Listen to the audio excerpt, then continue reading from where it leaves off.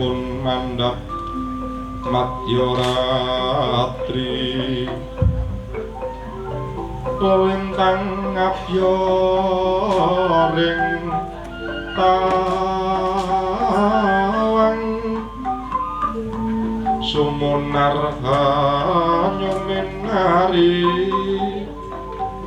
tawana surem sorote tan padang kutu-kutu langatoga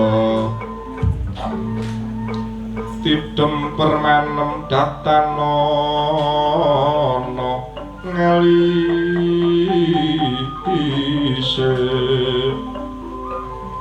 amung kepireng swaraning waranggana kang manghanyut-hanyuting jiwa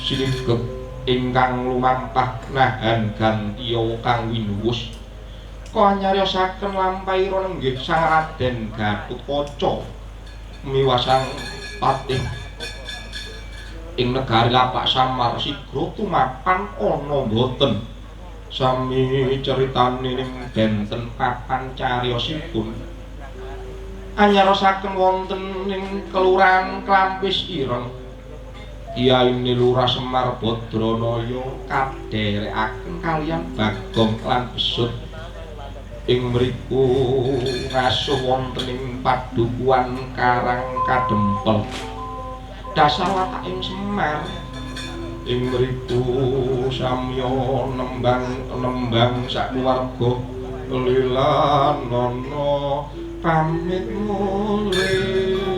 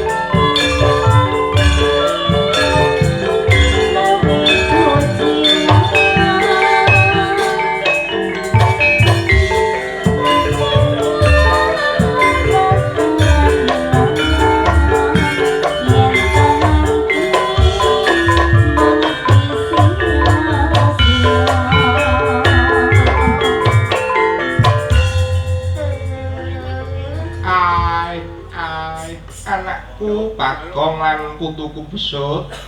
Apa mo? Nggih Makde, kula Makde. Iku mang langgam pamit mulih nak. Iya mo. Kok wong langgam pamit mulih ku langgame wong sing tulus nak. Langgame wong sing tulus ya apa? Iku ceritane iku wis dilarani tapi cek ndongakno sing becik Gong lho.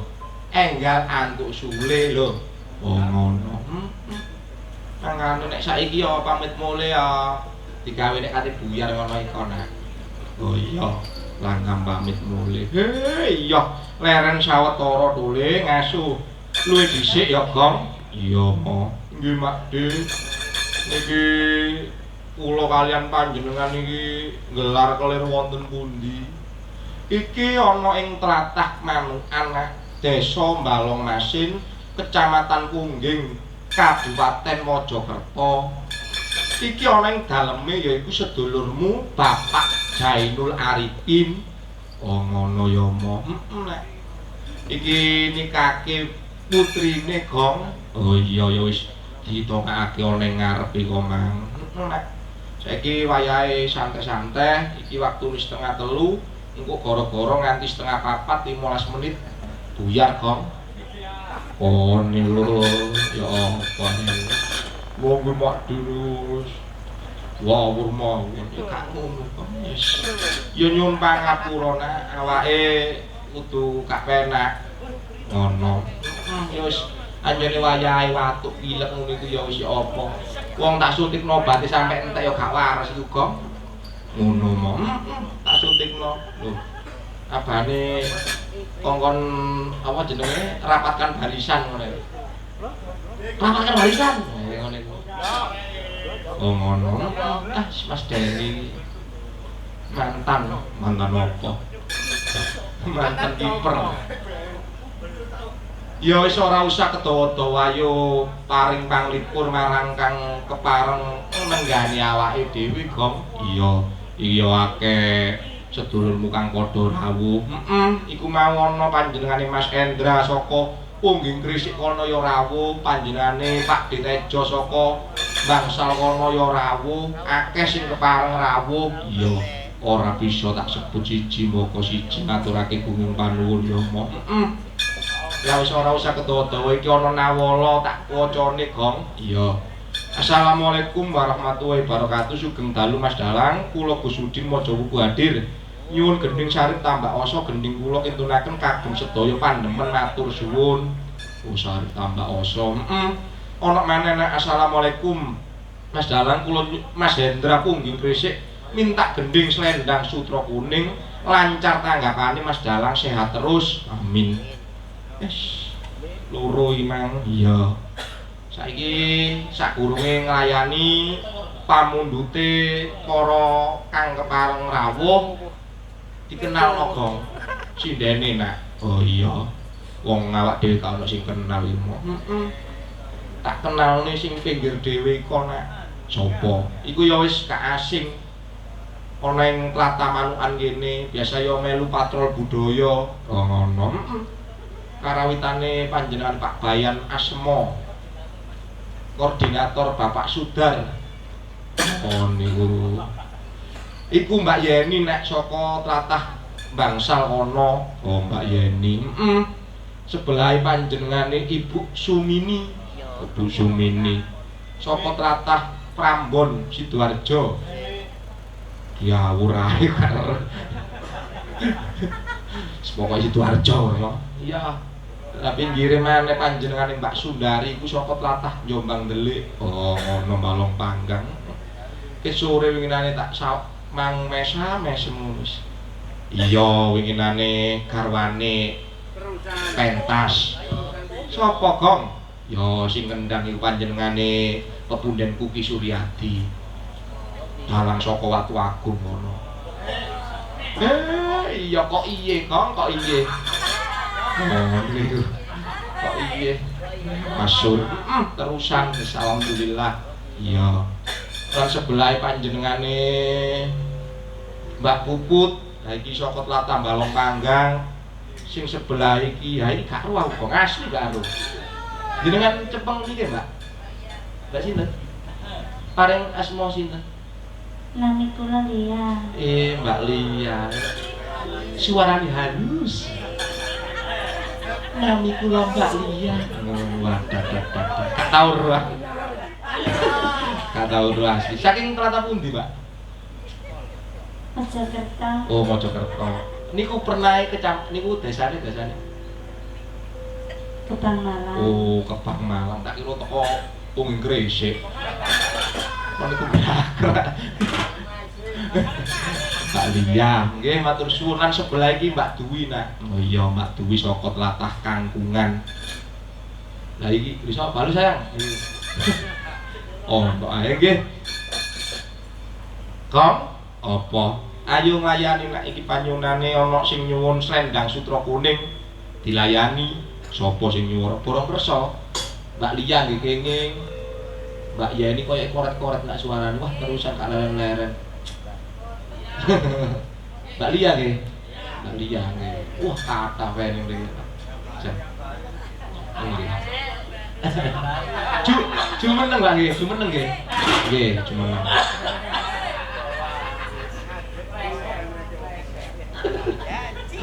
jumeneng monggo Cok disepoti Cok monggo asik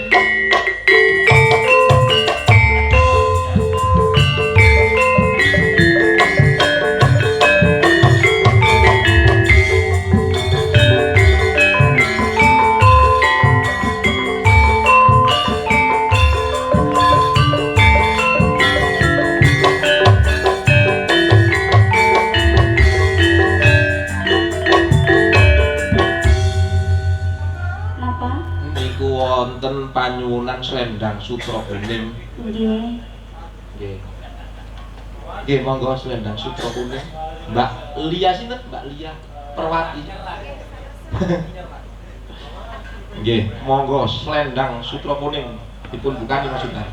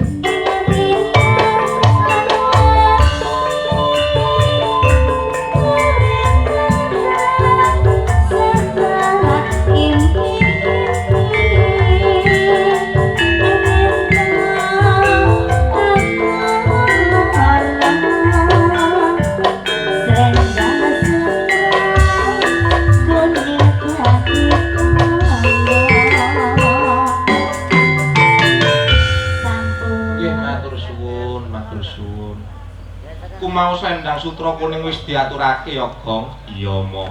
Lan ya ngaturake gunging panuwun awake dhewe uga ditunggoni sedulurmu nak sapa? Adikmu Ki Dalang Kenhata Naragale, Gong. Oh, ngono. Arek ganteng, sayange rambute dawa nak. Apa? Iki mang ana sing takok, lho iku Beni ta, Mas? Beni ya, kene Beni. Iya, matur suwun iku ya ngawulana ing ndurung kono nek dalem iki Wardana. Iku disiplin banget iku mituhu dawuh guru, Kong. Iya, padha kaya aku biyen mo. Aku ki ngespake dawuh. Kone. Nggih wis. Aku mau sak lebatan kaya krungu suwantene Mas Ndong nggih tentu nggih ta. Nggih, Mas Agung Julianto iki mang duwe cetak gawa, Gong. Cukup duwe gamelan. Dadi wis meneh ae gampang tak transfer. Gak entek ama duwike ya engko to. Oh niku gak cek wutu nek beres. Iki mang uga ana sing nyuwun sesideman. Oh ngono. Santai ae, Gong. Pemain nang tulure dhewe masih buyar jam 3 ya gak apa-apa nak. Oh niku ya apa sih Mama? Ya kudune padang. Bapak meni salone terusan, Bapak. Monggo dipun layani sesideman. Sapa sing nyuwara? Panjenengane Mbak Sundari.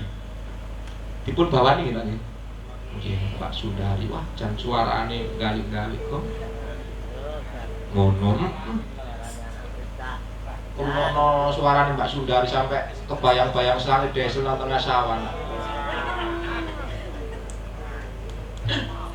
Selane desa dikira ulo kok. Lah iya Mas Musul iku ya ono ayane. Mangkane. Monggo dipun bawani Mbak Sundari.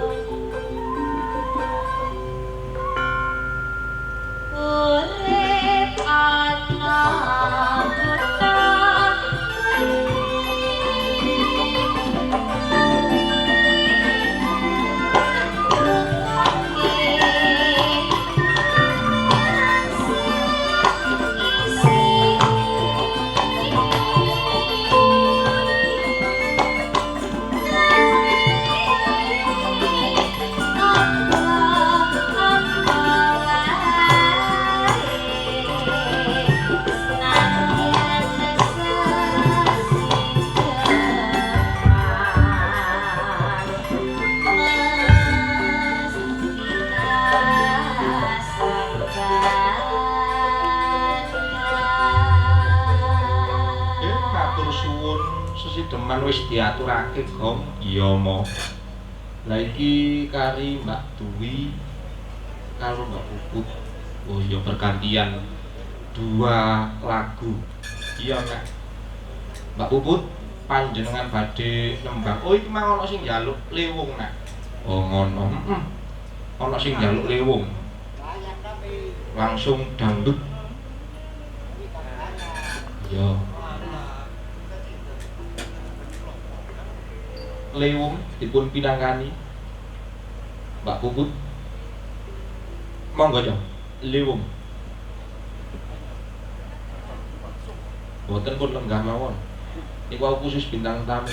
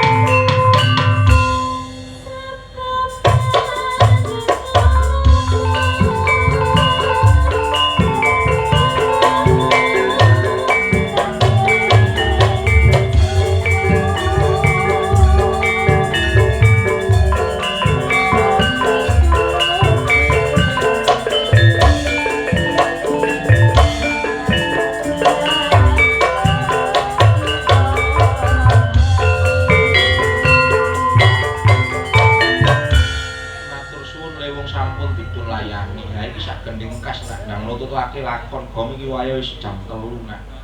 Iya mo, iki Mbak Dwi. Kagiane Mbak Dwi. Oh, kembang kopi. Ono sing nyuwun kembang kopi nggih. Monggo kembang kopi dipun layani. Kembang kopi.